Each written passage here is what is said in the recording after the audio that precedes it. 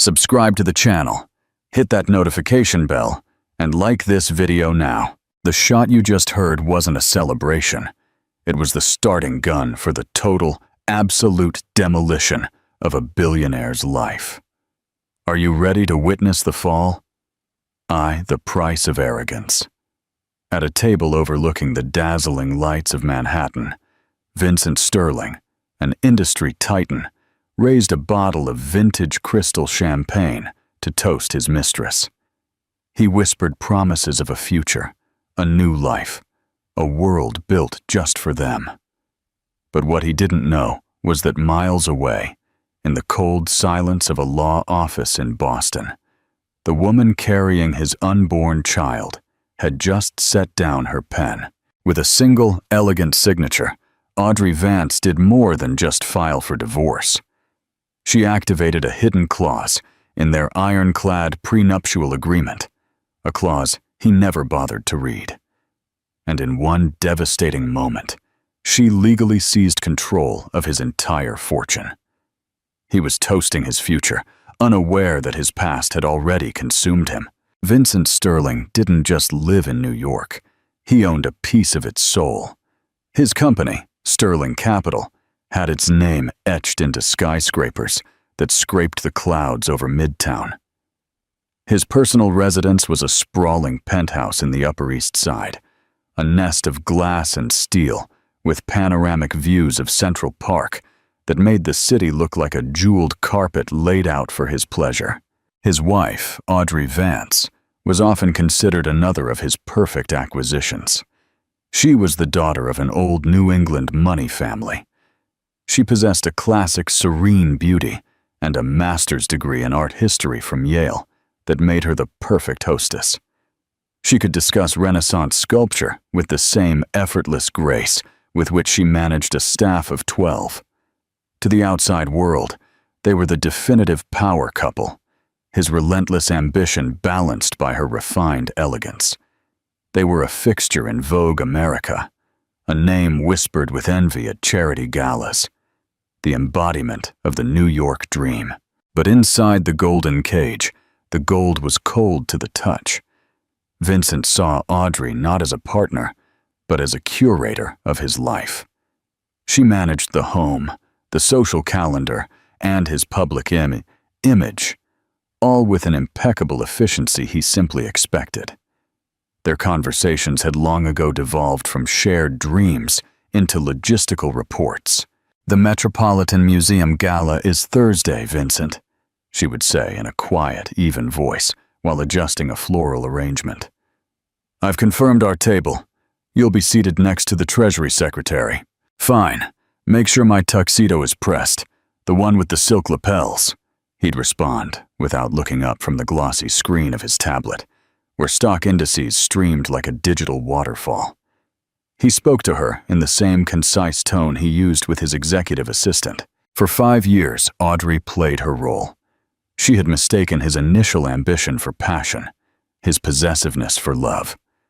She had believed that beneath the armor of the predatory businessman, there was a man with whom she could build a life. But the armor was all there was. He was a man who collected beautiful things: art, cars, companies, a wife, and he expected them to remain pristine and silent. The loneliness was an entity unto itself, a constant silent guest in their cavernous home. She walked the marble halls, her steps echoing in the silence, feeling like a ghost in her own life. The only warmth she found was in the small sunroom she had converted into her personal library. It was in that sunroom, one crisp September afternoon, that everything changed. A subtle exhaustion had clung to her for weeks. A faint but persistent nausea greeted her every morning. She had attributed it to stress. But as she watered an orchid, a wave of dizziness so profound swept over her that she had to grip the back of a velvet armchair to steady herself. 2 hours later, she sat on the edge of her cold marble bathtub, staring at a small plastic stick in her trembling hand. A blue cross, unmistakable. Pregnant. An avalanche of contradictory emotions washed over her. There was a flash of primal, fierce joy. A baby. A life. A part of her that was not owned or curated by Vincent. But it was instantly followed by a wave of cold dread. How could she bring a child into this emotional vacuum? What kind of father would Vincent be? A man who saw family as a legacy, a dynasty, not as a source of love and warmth. She decided to tell him that night. She had their private chef prepare his favorite meal, seared scallops, followed by an aged Wagyu ribeye. She chose a bottle of his preferred Bordeaux, a 1998 Chateau Margaux. She wanted everything to be perfect, a soft landing for the news she hoped would bridge the chasm between them. He came home late, as usual, stripping off his tailored coat and tossing it to the housekeeper without a word. He entered the dining room, loosening his tie. "Long day," he grunted, sitting at the head of the long, polished table. "I understand," Audrey said softly. "I was hoping we could talk." "Is it about the gala? Because I told you I can't stand another one of your cousin's rambling speeches." "No, it's not about the gala," she said, her hands clasped in her lap. "It's something important, something personal." The chef served the scallops. Vincent picked at them, his eyes already drifting back to the phone he had placed on the table beside him. "Just tell me, Audrey. I have an early call with the Tokyo office." Taking a deep breath, she looked directly at him, her heart pounding. "Vincent, I'm pregnant." The silence that followed was dense and absolute. He stopped chewing. Slowly, he set down his fork and looked at her. He truly looked at her for the first time all evening. But the expression in his eyes was not joy or surprise or even curiosity. It was calculation. He leaned back in his chair, a slow, inscrutable smile spreading across his face. "Well," he finally said, picking up his wine glass, "that's efficient." Audrey stared at him, bewildered. "Efficient?" "Of course," he continued, swirling the deep red liquid. "It secures the sterling legacy. Good timing, actually. We can announce it in the winter issue of Vanity Fair. It's good for the brand." He took a sip of wine, his gaze distant, already planning the press release. He hadn't asked if she was okay. He hadn't asked if she was happy or scared. He hadn't reached for her hand. He had assessed the news as a business transaction, a strategic move that benefited his empire. In that moment, watching him process the creation of their child as a PR opportunity, the last fragile thread of hope Audrey had clung to, snapped. The love she thought she felt for him, the love she had been trying to revive for years, curdled into something else. It was a cold, hard certainty. She was not his wife. She was his asset, and she was now carrying his most valuable asset yet. The golden cage had just turned into a nursery, and she knew with terrifying clarity that she had to find a way out, not just for herself, but for the small, innocent life growing inside her. Tutu, the mistress and the money trail. Vincent Sterling's affair began, as many do not, with a bang of passion, but with the quiet hum of mutual appreciation for beautiful, expensive things. The object of that appreciation was Simone Moreau. Simone was not a vacuous model or a wide-eyed junior associate. Simone was a force of nature in her own right, the owner of a chic, minimalist art gallery in the Soho district called Moreau Modern. She was smart, ambitious, and possessed a predatory instinct for weakness. She and Vincent met when he was looking to acquire a major piece by an emerging German artist. Simone managed the acquisition. She understood that for Vincent, art wasn't about emotion. It was about conquest and investment. She spoke his language, the language of value, of scarcity, of owning something no one else could have. "Most collectors are just decorating," she told him one afternoon in her gallery. "They want something that matches their sofa." You, Vincent, are building a collection. You are shaping the market. He was hooked. Here was a woman who didn't just admire his wealth. She admired the mind that built it. Their professional meetings soon turned personal. A discussion about a painting turned into a long lunch at a trendy spot where her hand would linger on his arm a second too long. A late-night call about an auction dissolved into intimate conversations about their ambitions. She created a world for him that was an antidote to the sterile perfection of his life with Audrey. She was the perfect mistress. She was demanding in a way that fed his ego, requiring expensive gifts, luxurious travel, and exclusive access. But she never demanded the one thing he couldn't give her: legitimacy. He lavished her with gifts: a rare Patek Philippe, a classic convertible, a black American Express card linked to a private holding company to keep it off his main accounts. He was meticulous, he thought, about covering his tracks. The news of Audrey's pregnancy barely registered as a complication for his affair. If anything, it made his compartmentalization feel even more justified.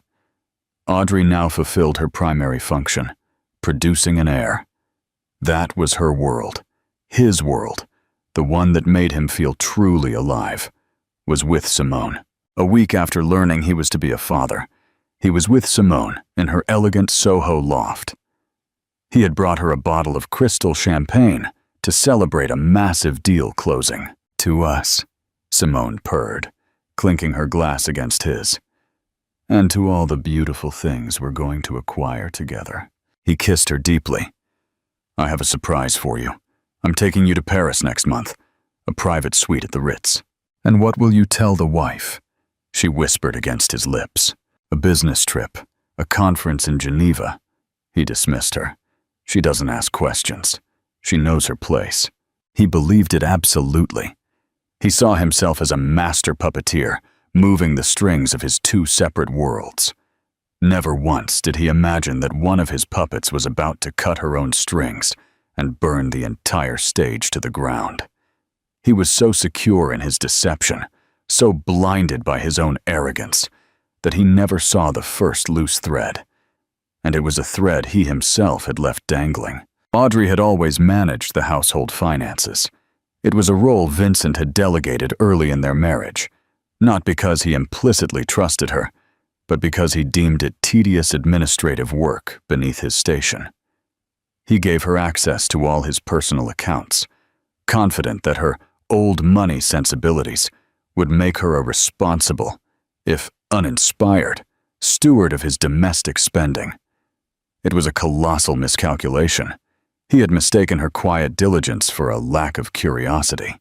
The first thread appeared one Tuesday night. Vincent was in Chicago for a merger, and Audrey was in her study. The desk lamp's beam, the only illumination in the dark penthouse.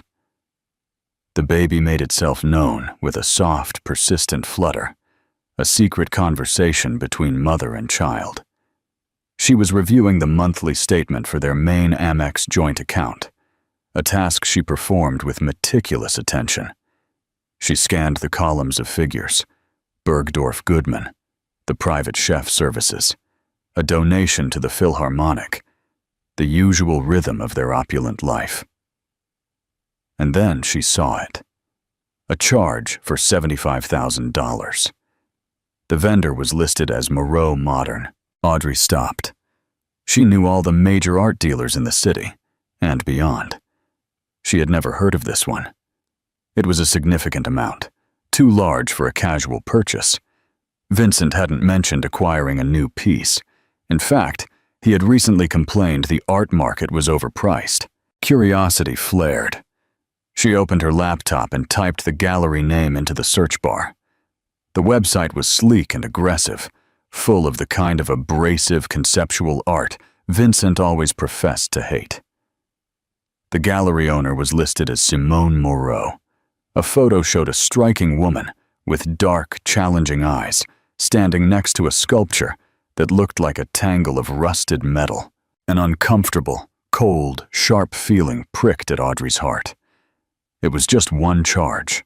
It could be anything.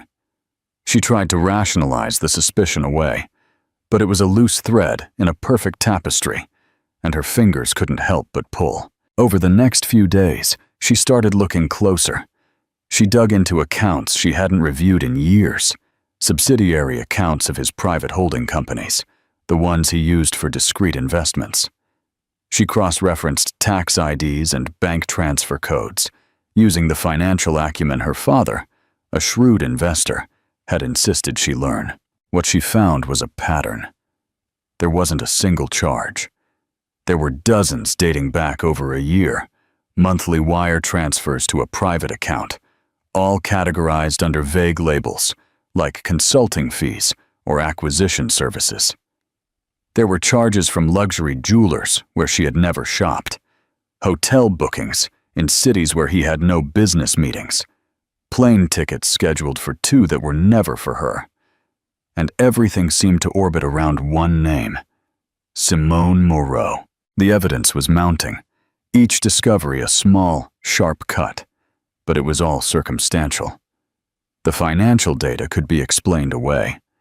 Vincent was a master of plausible denial. She knew she needed something irrefutable. She needed to see it.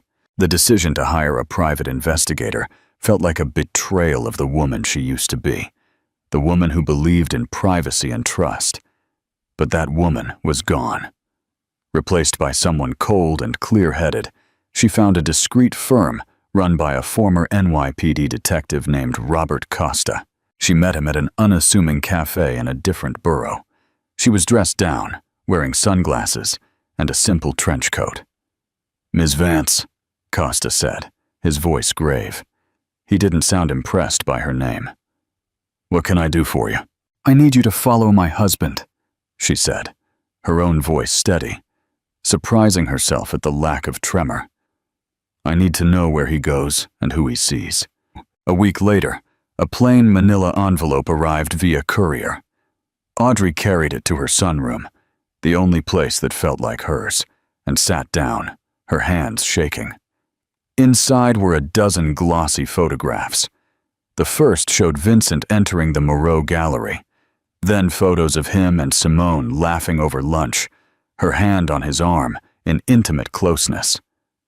Another showed them leaving a hotel, not in Miami or LA, but the Hotel Carlisle, less than 3 miles from their own home. And then, the final photograph, the one that shattered everything. It was taken at night through the large window of Simone's loft. Vincent was standing behind her, his arms around her waist. He was kissing her neck, his eyes closed. Simone leaned back against him, a triumphant, possessive smile on her face as she looked toward her reflection, and by extension, the camera lens in the glass. It was a portrait of betrayal, raw and undeniable. Audrey let the photo slip from her fingers, scattering onto the floor. She didn't cry. The pain was too deep, too vast for tears. It was a hollow, resonant abyss opening inside her. Every shared memory, every anniversary, every hopeful moment of their 5 years of marriage was instantly recontextualized as a lie. His impatience, his scorn, his emotional distance. It all made sense now. He hadn't been busy. He had been abundant. He was living another life, a life he preferred, a life he had paid for with their shared money and her stolen trust. She sat there for a long time, the silence of the penthouse pressing down on her. Her hand went instinctively to her stomach, to the soft flutter that was now a constant, comforting presence. She had been so naive. She had thought this child might be the glue that repaired the cracks in her marriage. Now she saw the truth. This child was not a bridge to him. This child was her anchor, her reason to escape. The sense of emptiness began to recede, and in its place, something new began to grow. It wasn't sadness. It wasn't despair. It was a slow, burning rage, hard as a diamond. He had called the news of their son efficient.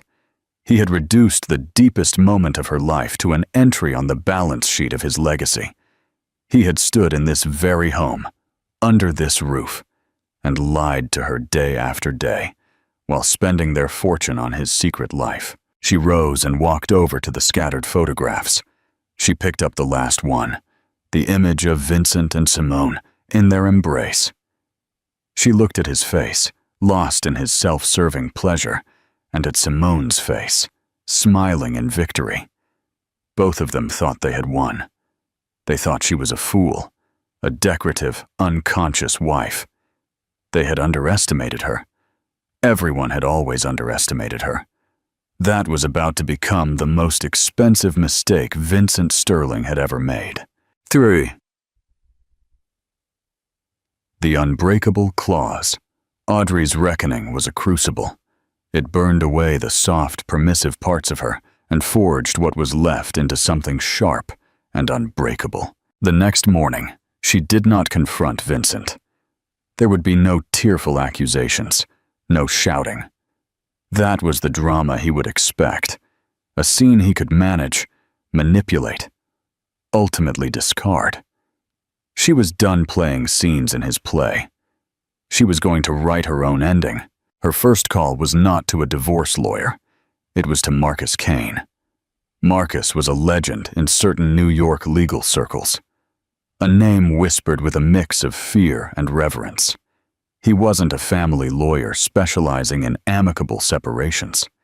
He was a shark, a specialist in forensic financial litigation and the weaponization of complex corporate contracts. He had a particular disdain for arrogant new money titans like Vincent Sterling. They met in his office, a space that was the antithesis of Vincent's world. It was antique, with dark wood paneling, smelling of leather-bound books and quiet power. Marcus Kane was a man in his 50s, with piercing gray eyes and an unnerving stillness. He listened without interruption as Audrey laid out her story, her voice a low, steady monotone. She concluded by placing the manila envelope with the photographs on his polished desk. He glanced at the top photo, the embrace, and pushed the envelope aside. He didn't need to see the rest. Infidelity is predictable, Ms. Vance. His voice was dry. By itself, it's a weak negotiating position in this state. The emotional damage is immense, but the financial leverage is minimal. What else do you have? This was the moment. Audrey reached into her purse and pulled out a thick, bound document. "Our prenuptial agreement," she said. Placing it on the desk, Marcus leaned forward, his interest finally piqued. He opened the document, his sharp eyes scanning the dense pages. Vincent's own lawyers, a team of aggressive corporate attorneys, had drafted it. It was, on the surface, an unbreakable fortress designed to protect Vincent's vast fortune, estimated at upwards of $2.5 billion. It stipulated that in the event of a divorce, Audrey would receive a one-time payout of $10 million, a pittance designed to buy her silence and a quick exit. Marcus read it, his expression grim. "This is brutal, Ms. Vance. It's designed to leave you with next to nothing." "Keep reading," Audrey said calmly. Page 47, Article 12. Marcus flipped to the page. His eyes narrowed as he read the clause, and then he read it again. A slow, wolfish grin spread across his face. He looked at Audrey, seeing her for the first time not as a victim, but as a fellow predator. "My God," he whispered, "the legacy clause." It was a piece of boilerplate language Vincent's own lawyers had insisted on including, a standard edition for dynasty-building patriarchs. Vincent, obsessed with his own legacy, had wanted to ensure the moral and financial integrity of the Sterling bloodline. Article 12, the Fidelity and Family Progeny Clause, stipulated that the main terms of the prenup would be voided under a specific set of circumstances. If the marriage produced a legitimate heir, and if Vincent Sterling was found to have engaged in spousal infidelity, that threatened the stability of the family unit during the heir's gestation period. An extraordinary measure would be triggered to protect the heir's birthright from the father's moral instability. The majority control of the Sterling Family Trust, the entity that held the majority of his shares in Sterling Capital, his real estate portfolio, and his liquid assets, would be temporarily transferred to the mother to administer until the child turned 25. It was designed to protect a dynasty from a womanizing father who might squander the family fortune. Mistresses or illegitimate children.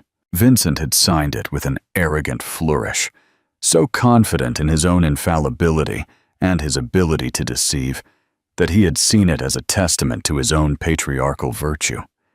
He never imagined it could be used against him. He saw it as a shield for his heir. He never saw that Audrey would wield it as a sword. "He signed it," Audrey said, her voice cold as ice. "He was so proud of it. He called it securing the future." "This is not just a divorce filing, Ms. Vance," Marcus said, his mind racing, the thrill of the chase in his eyes. "This is a corporate takeover, a coup d'etat. It is beautiful." For the next 4 weeks, they worked in absolute secrecy. Marcus assembled a ghost team of forensic accountants and banking specialists. Their mission was to map Vincent's entire financial empire. Every shell company, every offshore account, every hidden asset. They found the holding company used to fund his affair, the one tied to the Black Amex. They tracked the wire transfers to Simone Moreau. They built an impenetrable mountain of evidence linking his infidelity directly to his financial assets, perfectly satisfying the clause's requirements. While they worked, Audrey played the hardest role of her life. She was the perfect, radiant, expectant mother. She discussed nursery colors with Vincent, feigned interest in his tedious stories about board meetings, and accompanied him to one last charity dinner, smiling placidly for the cameras, her hand resting on her gently swelling abdomen. It was a masterful performance. The closer the date drew, the more serene she seemed.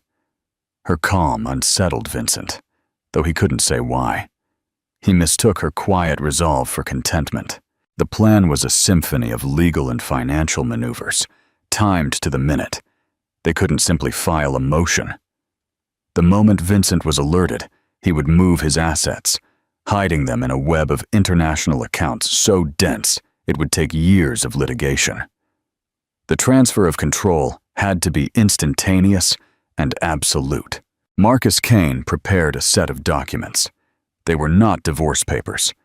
They were framed as a standard update to the Sterling Family Trust, something a responsible father would do to optimize his estate for his unborn child.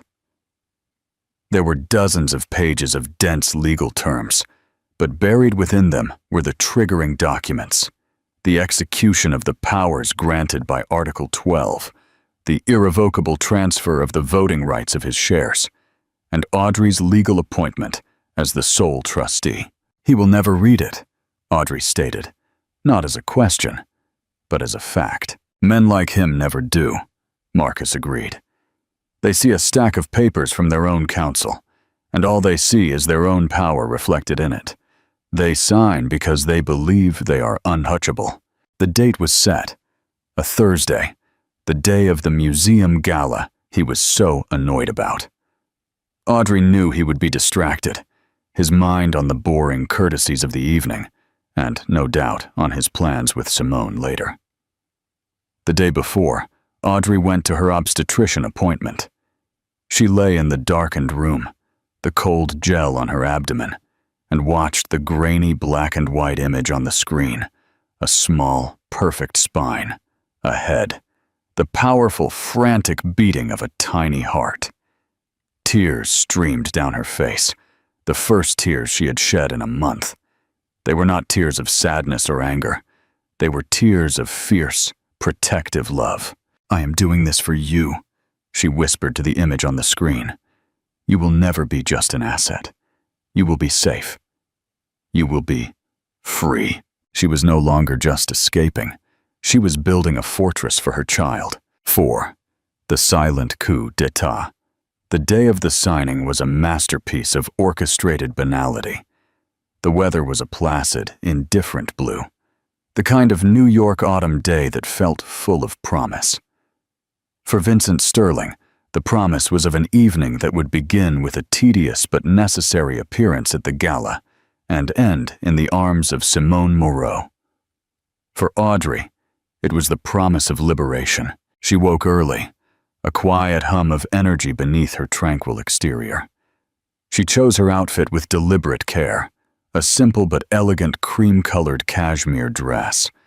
It was modest, maternal, and completely non-threatening. It was the costume for the final act of her performance as the dutiful Mrs. Sterling. Vincent was, predictably, in a foul mood. He stood in front of his dressing room, frowning at his tuxedo collection. "I hate this event," he grumbled, pulling one out. "All those self-important peacocks and stale conversation. It's 4 hours I'll never get back." "It's important for the brand, Vincent," Audrey said softly as she entered. "And you look so handsome when you're there."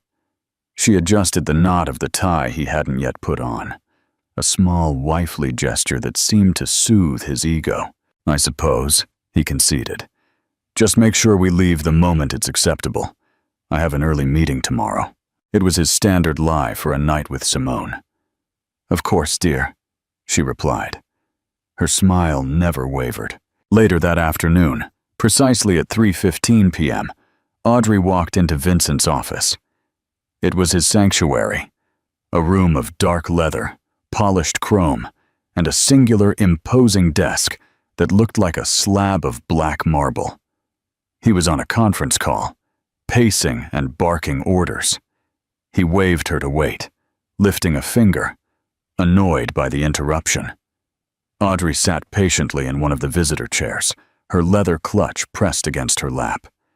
She waited for 10 minutes, projecting an aura of someone who had nothing more important to do than wait for her husband's convenience. Inside, her heart hammered against her ribs, a frantic bird beating against the cage of her chest. This was the critical moment. If he resisted, if he chose to read, if even a flicker of suspicion crossed his mind, the entire plan would collapse. He finally hung up the phone. "What is it, Audrey? I'm swamped." "I'm so sorry to bother you, darling," she began, her voice soft and apologetic. "It's just, the lawyers sent this over. They said you needed to sign them before the end of the day." She opened her purse and placed the thick stack of documents on his desk. On top was a cover letter from the senior partner of his own trusted law firm, a name Vincent held on a multi-million-dollar retainer. Marcus Kane had brilliantly anticipated this, convincing a junior, heavily indebted associate at the firm to generate the letterhead and a boilerplate summary. The summary described the documents as the Sterling Provisional Trust, an update to safeguard assets for his unborn child. Vincent glanced at the cover letter, his eyes scanning the familiar logo. He grunted in acknowledgement. Right, the trust update. He'd forgotten. He picked up the stack, weighing it in his hand, his expression one of extreme impatience. He clearly had no intention of reading it. "They're just formalities mostly, dear," Audrey said, keeping her tone light and casual. "Standard procedure for establishing the baby's inheritance, but they've tabbed the pages you need to sign." She, following Marcus's instructions, had placed bright yellow stickers labeled "Sign Here" on the appropriate signature lines, making it as easy and automatic as possible. She was treating him like a busy celebrity signing autographs, not a billionaire relinquishing his empire. He flipped through the pages, his eyes glazing over the dense blocks of text. He saw legal jargon about trusts, asset schedules, appendices. It looked exactly like any other tedious corporate document he signed a dozen times a week. His mind was already elsewhere, on the speech he had to avoid at the gala, on the reservation he'd made at a private club for him and Simone. At 3:20 p.m., he picked up his pen, a heavy personalized Mont Blanc. Fine, where do I sign?" Audrey stood and leaned over the desk, her subtle, familiar lavender scent filling the air. She pointed with a perfectly manicured finger to the first yellow tab. "Here, and here." He signed the first page, his signature a sharp cut of ink. She flipped the page for him. "And here." He signed again. With every stroke of the pen, a new wire in his vast financial network was severed from him and rerouted to her. The voting rights to his majority stake in Sterling Capital, the deeds to his properties in the Hamptons and Aspen, the control codes for his main investment accounts. Cut, cut, cut, as he signed the final page, the one that enacted the power of Article 12 and made all other transfers legally binding and irrevocable. Audrey felt a deep, dizzying sense of vertigo. It was done. The trap had sprung. He was still the king, but he was sitting on a throne that no longer belonged to him. He pushed the stack of papers back across the desk toward her. "There you go. All set. Now, if you'll excuse me, I need to get ready for this ghastly party." He rose immediately, dismissing the moment, the papers, and her from his mind. He was completely unaware that he had just executed his own financial ruin. "Thank you, Vincent," Audrey said, with an impossibly serene voice. She gathered the documents, the ink still wet on his signature, and carefully placed them back in her clutch. "I'll have the courier return them to the lawyers right away. Go get ready. I'll see you downstairs in an hour." He nodded and walked out of the room without looking back. Audrey was left alone in his office, the clutch pressed to her chest. She looked around the room at the symbols of his power, the trophies of his conquests. They were now hers. She walked to the floor-to-ceiling window and looked out at the city spread below. It was no longer his kingdom in which she was a prisoner. It was her domain, won not by brute force, but by the quiet, underestimated intelligence of a woman he had never bothered to truly see. A silent, seismic shift had just occurred, and the only person in the world who knew it was the one he had wronged the most. The final toast. The air in the restaurant was thick with the scent of money and ambition. Vincent had chosen Le Bernardin, a temple of haute cuisine, for his date with Simone. He had skipped the gala at the earliest possible moment, leaving Audrey to make his excuses, claiming a sudden migraine. The lie had rolled off his tongue with practiced ease. He sat across from Simone in a plush, secluded booth, the city lights a dazzling backdrop. She wore a blood-red dress that clung to her like a second skin, a stark contrast to the sea of subdued elegance Audrey would be wearing. "I hate that I had to see you with her tonight," Simone complained, swirling ruby-colored Cabernet in her glass. Even from across the room, standing there all maternal and smug. "It's just a show, you know that," Vincent said, reaching across the table to take her hand. "But the show is almost over." This was the lie he had been telling her for months, the carrot he dangled to ensure her compliance, the promise of a future where Audrey was a footnote. "Is it, Vincent?" she asked, her dark eyes searching his. "Because that belly of hers is getting quite prominent." "That," he said, leaning in and lowering his voice, "is a complication, but also an opportunity. It changes the timeline, but the outcome is the same. You and me."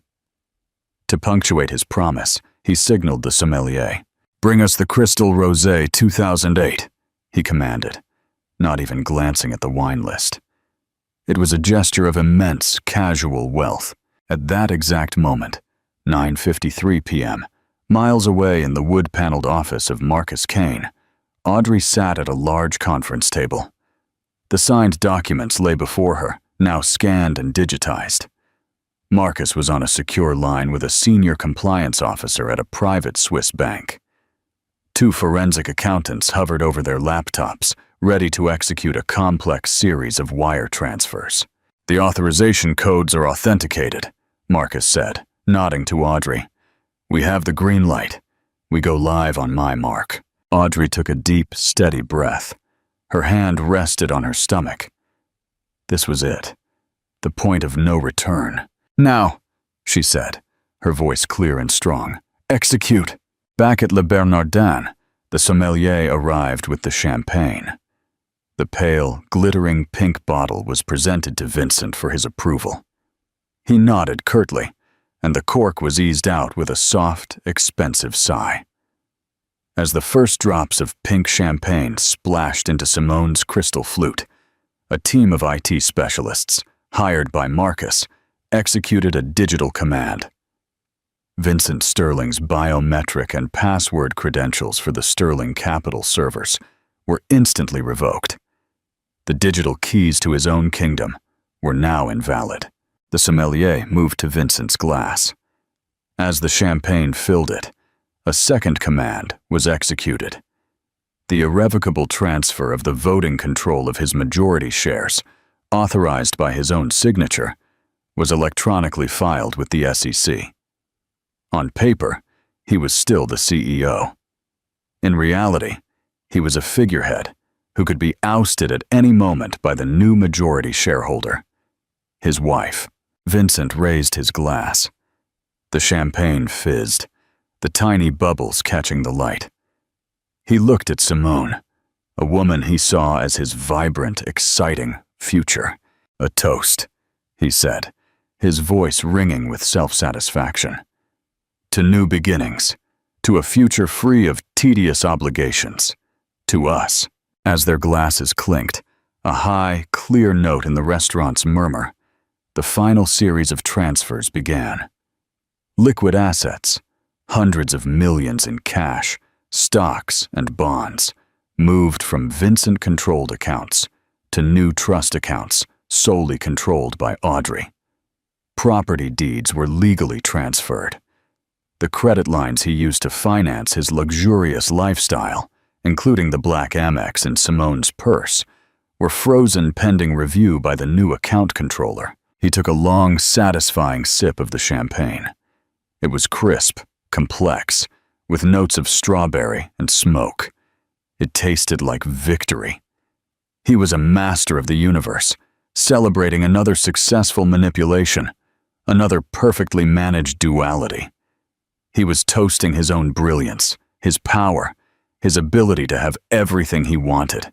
He had no idea he was drinking to his own ruin.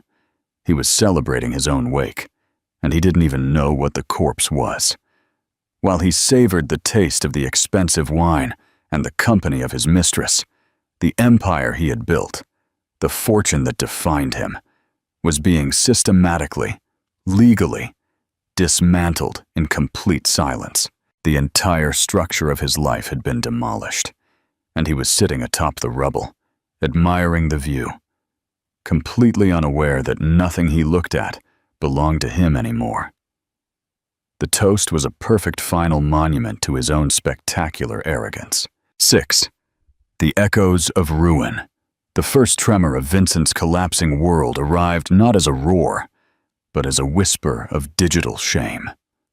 After the lavish dinner, after more champagne and whispered promises, he reached for his wallet to pay the bill. He handed the waiter his personal Centurion card, the legendary black card that was his ultimate symbol of unlimited power. Moments later, the waiter returned, his expression a careful mask of professional apology. "I am terribly sorry, Mr. Sterling. The card has been declined." Vincent stared at him. "That is impossible. Run it again." "We have, sir. 3 times. Perhaps there is another card you would like to use?" A flush of irritation rose up Vincent's neck. He pulled out a Visa Platinum from another bank. "Try this one." The waiter returned again, his face even more pained. "My apologies, sir. This one is also—" Simone watched, her smile tightening. The glamour of the evening was evaporating under the harsh fluorescent light of a financial glitch. Vincent, flustered and furious, pulled out his phone to call the bank's private concierge line. He was put on hold. The triumphant master of the universe was now listening to tinny hold music, just like any other mortal. Finally, a nervous-sounding junior agent came on the line. Mr. Sterling? Yes, I see the issue. There appears to be a hold placed on all your personal accounts. A directive was issued by the principal trustee. I am the principal trustee, Vincent hissed into the phone. Our records show a change in trustee status, effective at 9:53 p.m. tonight, sir. The new principal trustee is listed as Audrey Vance. The name hit him like a physical blow. It didn't make sense. It was an error, an administrative error.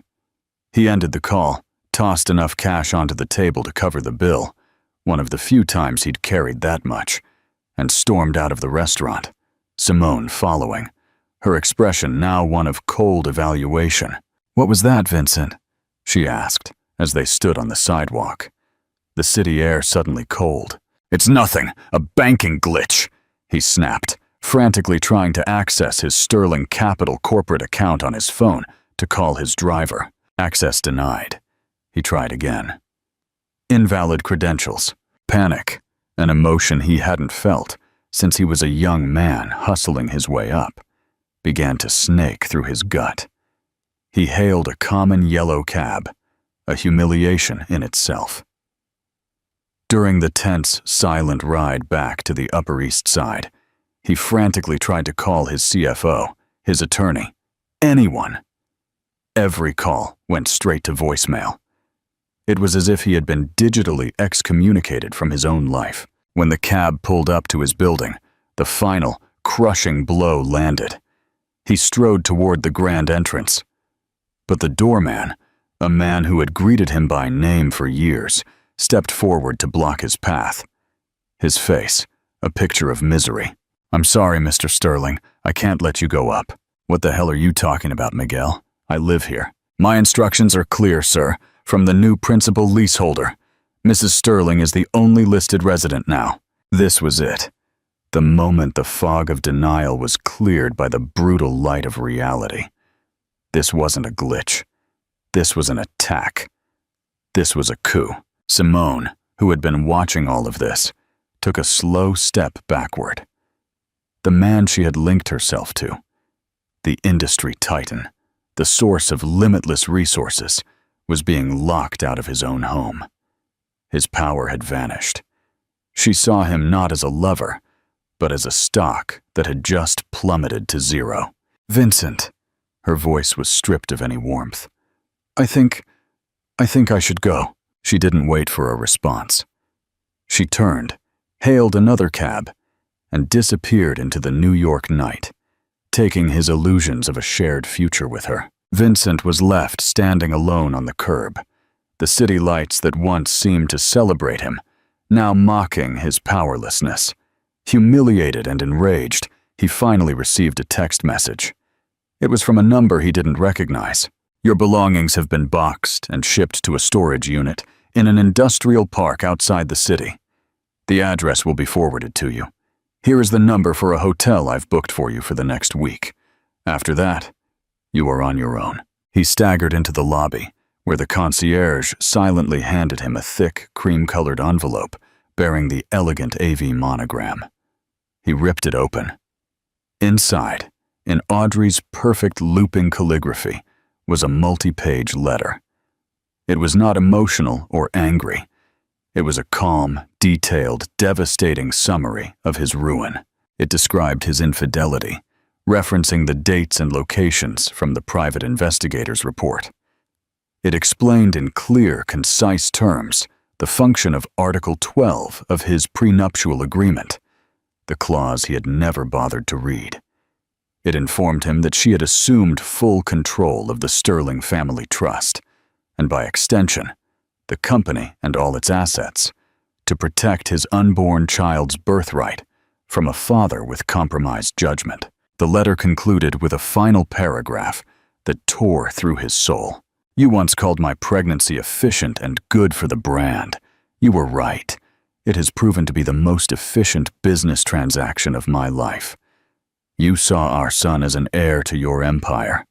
Instead, this child has become the instrument of my liberation and your downfall. You underestimated me, Vincent. You saw me as another beautiful object you owned. You will find that of all your acquisitions, I was the only one who had a mind of her own. He crumpled the letter in his fist, his body trembling with a rage so profound it left him breathless. He had been utterly, completely, and perfectly defeated. He had been dismantled not by a corporate rival or a market crash, but by the quiet, unassuming woman he had relegated to the background of his life.